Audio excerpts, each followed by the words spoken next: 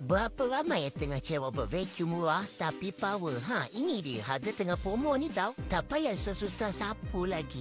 Robot vacuum ni buat kerja untuk kita.